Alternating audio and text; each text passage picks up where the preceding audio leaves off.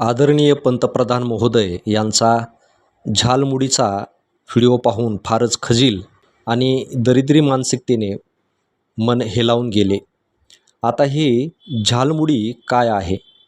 झालमुडीचा आणि आपल्या देशाचे पंतप्रधान आदरणीय नरेंद्र मोदी यांचा काय संबंध आहे?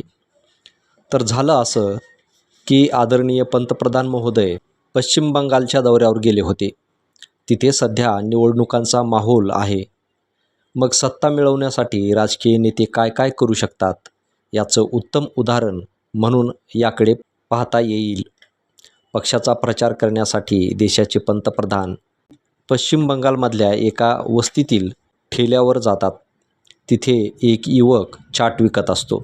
खारेमुरे, शेंगदाणे वगैरे वगैरे. पश्चिम बंगाल आणि कलकत्तामध्ये ही झालमुडी खूपच प्रसिद्ध आहे. आता ही झालमुडी म्हणजे काय? तर मसाले आणि मुरमुरे यांची भेळ. त्यामध्ये कांदा, उकडलेले बटाटे, टमाटे, शेंगदाणे, मिरची, नारळाचे तुकडे, चना आणि नमकीन इत्यादी पदार्थांनी मिळून ही भेळ तयार होते. देशाचे पंतप्रधान ती प्रसिद्ध झालमुडी खाण्यासाठी दुकानदाराकडे जातात. तेव्हा विचारतात, ही किती रुपयाची आहे? तो युवक म्हणतो 10 रुपयाची. पंतप्रधान खिशातून 10 रुपये, 20 रुपये आणि 50 रुपये असलेलं पुडकं काढतात.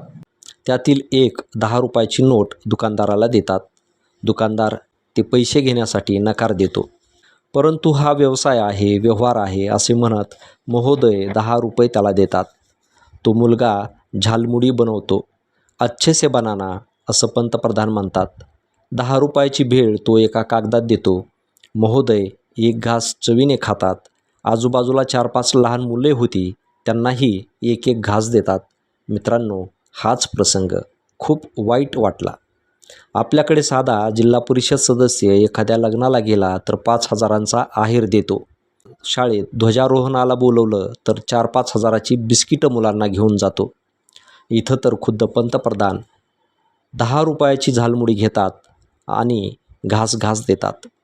ते असंही म्हणू शकले असते, भैया इन सभी बच्चों को झालमुडी खिलाओ और जितने पैसे हुए मैं दूंगा. पण तसं चित्र काही मीडियावाल्यांनी दाखवलं नाही.